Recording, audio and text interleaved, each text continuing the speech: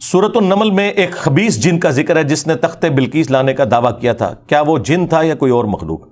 استغفر اللہ تو بولی یہ اعلیٰ حضرت نے گستاخی کی ہوئی ہے. خبیث جن لکھا ہے اسے. اے تسی ترجمہ پڑھا ہے اعلیٰ حضرت دا, خبیث جن نہیں تھا وہ, یہ خبیث انہوں نے ترجمہ کیا. وہاں عفریت کا ذکر ہے, جن کو کہا جاتا ہے دیو ہیکل جن. عفریت وہ جن طاقتور, اور اس نے کیا کہا تھا, میں قوی بھی ہوں, امانت دار بھی ہوں, اور میں آپ کی اس مجلس کے برخاست ہونے سے پہلے تخت بلقیس یہاں لے آؤں گا. تو مجھے بتائیے حضرت سلیمان علیہ السلام کے دربار میں آپ نے خبیث اور کافر جن بٹھائے ہوئے تھے یا صحابہ جن بٹھائے ہوئے تھے؟ تو یہ تو اعلیٰ حضرت نے سیدھا سیدھا صحابہ کی توہین کی ہے یہ ترجمہ کر کے. کہتے ہیں سب سے ادب والا ترجمہ ہے.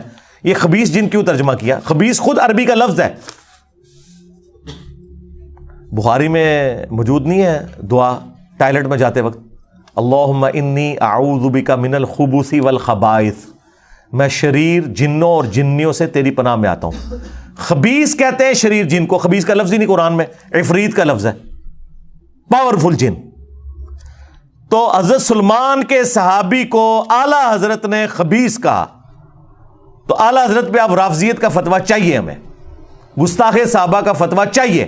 اور یہ جو تم لوگوں نے دو نمبری مچائی ہوئی ہے نا کہ جی وہ سب سے مؤدب ترجمہ تھا, اور فارغ کر چڑھا جی. میں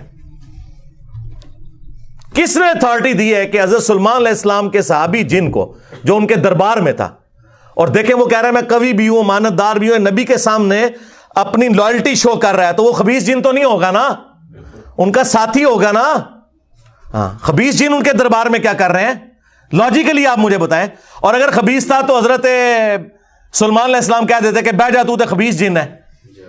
انہوں نے تو یہ نہیں کہا, انہوں نے صرف یہ کہا کہ مجھے اس سے بھی جلدی چاہیے. تو پھر حضرت آصف بن برخیہ جو اسرائیلی کتابوں میں ملتا ہے, سنن نسائی الکبریٰ کے اندر بھی موجود ہے, آصف نام کا ایک شخص تھا جو سورہ نمل میں آیا کہ اس کے پاس کتاب کا علم تھا. اس نے کہا کہ میں آپ کی پلک جھپکنے سے پہلے وہ لے آؤں گا, اور وہ لے آیا. اس میں میری تفصیلی ویڈیو دیکھ لیں, اس میں سے جو انہوں نے اپنے صوفیاء کی جو کہانیاں ثابت کرنے کی کوشش کی ہے, میں نے پوری انجین نہیں کی ہے اس واقعے کی, وہ آپ جا کے دیکھیں. تخت بلقیس والا واقعہ بھی, موسیٰ اور خضر علیہ السلام والا واقعہ بھی, ایک ایک شیطنت ان کی میں نے کھولی ہوئی ہے. وہ آج ٹاپک نہیں, ورنہ اور طرف چل پڑے گا. تو وہ لے آئے, اور اس میں بھی دیکھیں حضرت سلیمان علیہ السلام نے یہ نہیں کہا کہ حضرت بڑے پہنچے بزرگ ہو, انہوں نے کہا ھذا من فضل ربی, یہ میرے رب کا فضل ہے, اور وہ چاہتا ہے کہ مجھے آزمائے کہ میں اس کا شکر کرتا ہوں یا ناشکری کرتا ہوں.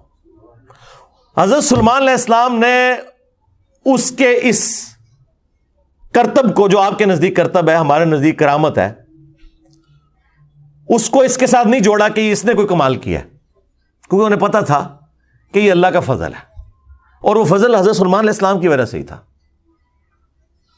اس لیے دیکھیں ان کا جو سب سے بڑا امام ہے نا تفسیر میں, فخر الدین رازی, اس نے تفسیر میں لکھا ہے وہ حضرت سلیمان خود تھے لانے والے.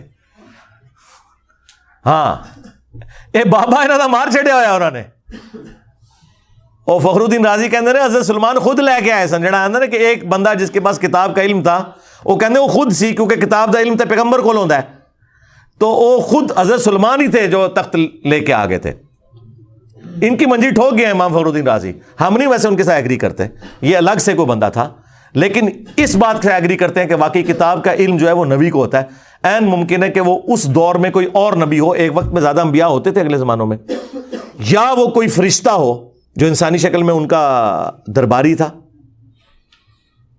یا کوئی انسان بھی ہو سکتا ہے.